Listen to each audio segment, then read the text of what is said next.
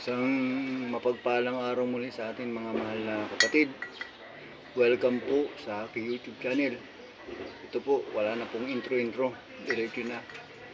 Kaya naman natin yung intro pa. Hindi naman magugustuhan yung video. Maganda nga intro natin. Hindi naman maganda nga ating video. Huwag na lang. Kaya sa akin mga tutorial or kaalaman, aking experience na sinishare sa inyo, yun lang, dire-diretso na, wala na intro. Nagsasalita na lang ako para dun sa intro para maiwanagan. Ito ngayon yung ginagawa kong boom ng cowl ng tin-wheeler. Ito, nandito ko ngayon sa ilalim kasi kakabit ko na.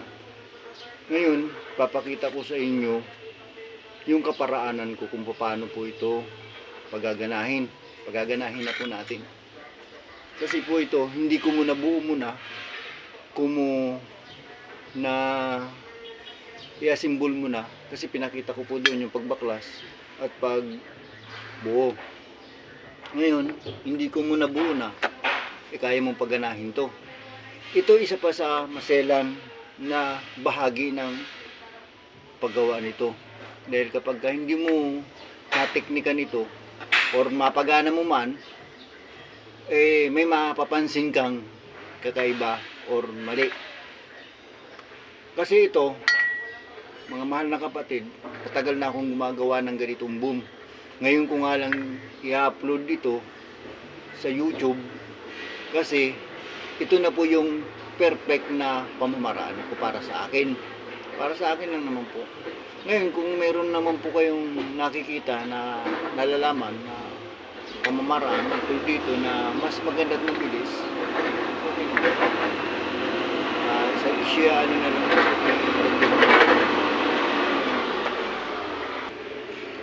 ito, hindi pa po nakakabit doon sa base and sa lupa pa.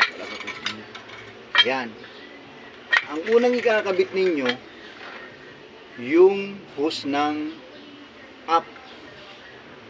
Kasi ito, sinubukan ko na rin po ito. Kaya sabi ko po sa inyo, lahat ng pamamaraan, sinubukan ko na rito. Ito ang pinakamabisang pamamaraan ko at natuplasan. Kasi, nung nakaraan, yan, bago ko ipasok, linalagyan ko muna ito ng ETF yung loob para magkaroon ng laman. Pero, may hangin. Kaya yung cowl, mapansin ninyo, pag tumaas na ganyan, biglang gumagalaw. Yun kapag may hangin. Kasi hindi masyadong solid. Ito ang natuklasan kong paraan para maging solid yung ETF sa loob nito. Paalala lang po doon sa motor, kailangan huwag ninyong pababayaan matuyan ng ng fluid. Ito, dire-diretso na. Kailangan pindutin ninyo doon, pagganahin sa up. Ito mga mahal na kapatid, wala kasi akong helper. Kaya dito ko lang muna ilalapag para mapakita sa inyo kung paano ang paraan. Ngayon pipindot ako, aalis ako doon. Ito, maiiwan na lang.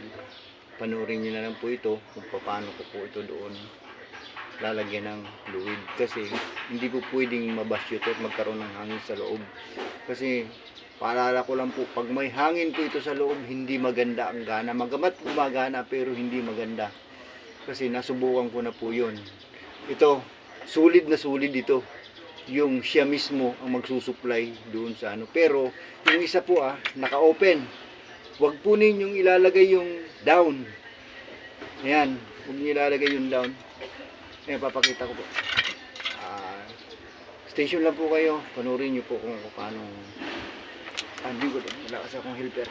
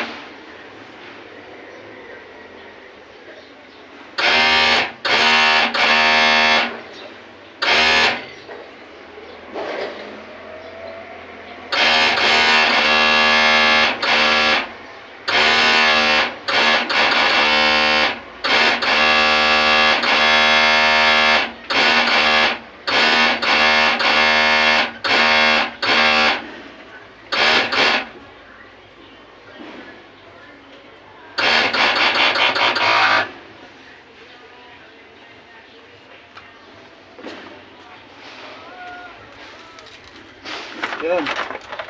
Nakita po ninyo, sagad na. Ayun. Di ba? Ngayon, pag sagad niyan, hindi natin kasi may kakabit yun. Doon sa paglalagyan natin. Kasi nga nakataas. Eh, nakababa yung ulo natin, yung truck. Kasi hindi na po ito naitaas dahil nga po tumatagas dito. Pag ito inaas natin, malakas ang tagas matapon. Hindi na po pwede. Ngayon, pag ano niyan, papaatras naman, kakabitan natin yung down. Pero may laman pa rin yung ETF. Ayan, kakabitan natin yung down.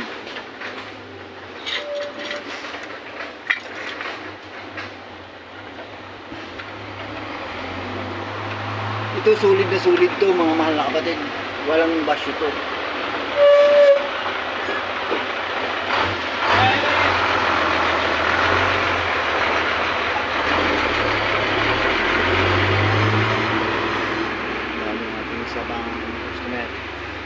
Ayan, nakakabit na yung down.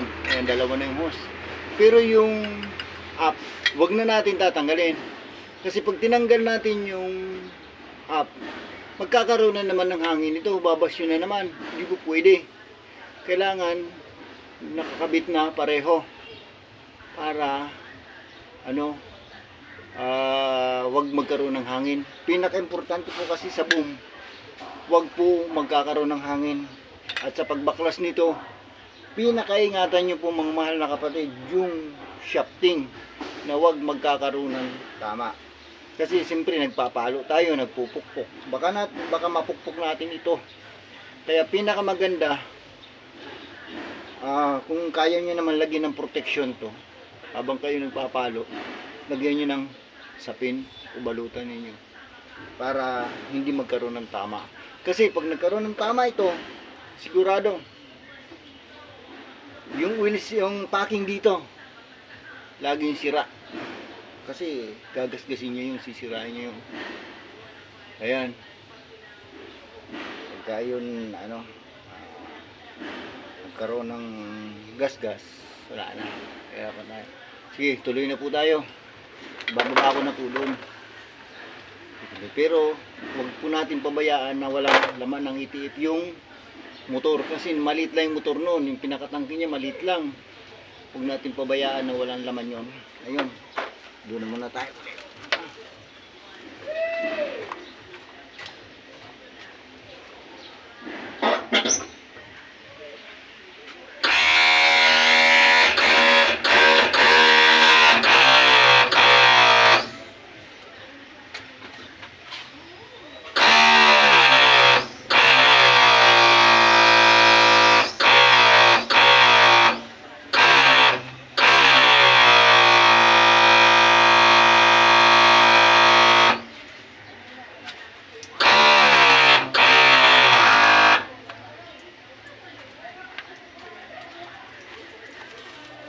Ayun.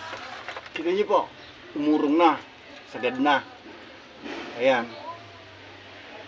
Hanggat hindi po sumasagad, wag na wag yung titigilan ng pindot doon sa babaw.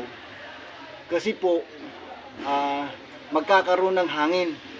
Wag na wag magkakaroon po ng hangin para wala pong dahilan na magkaroon ng problema yung pag taas baba natin ng cowl. Kasi pagka ito po merong hangin, magkakaroon ka, makakapansin ka ng kakaiba na hindi maganda. Ayan, kapag napanood mo yung part 1, part 2, part 3 nito, sigurado may mapupulot kang kaalaman. Kaya kung ito naman nakatulong sa iyo sa sa paggawa mo, pwede bang makiusap sa iyo na please naman subscribe sa aking YouTube channel. Sa gayon naman, matulungan mo ako sa pagkakataon. Ito, tuloy lang po natin ang paggawa.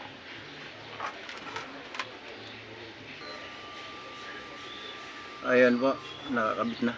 Pinabit na natin, dito na pinakita nyo. Basta itong pag ano yan, pag baklas, kailangan naka-free. Kailangan huwag nakalaban para hindi ka malagay sa alanganin. Sa pagkakabit din, kailangan naka-free din para hindi ka rin malagay sa alanganin. Ayan. Kompleto na po yan mga mahal na kapatid. Ayan. Ay, itataas na po natin yung ulo ngayon. Ayun. Sa pagsasalin naman doon sa tangke niya, maglagay lang kayo ng ganitong hose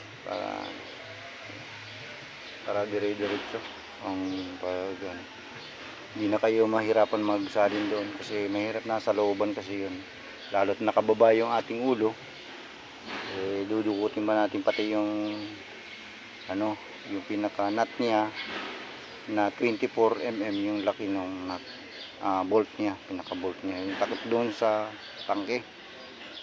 Kaya pagkagana yan, tataas natin.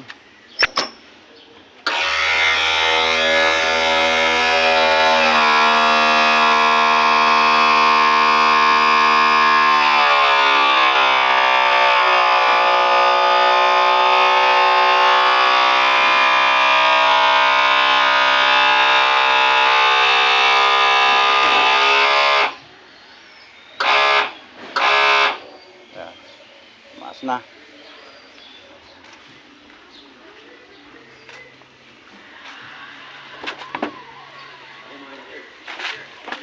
Yun. Ito na po yung ating inasimbol na boom. Ayan.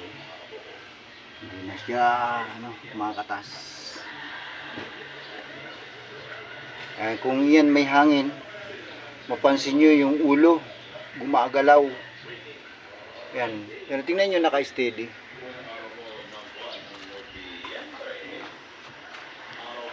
Hindi siya gumagalaw. Yun. Maraming pong salamat sa panunod.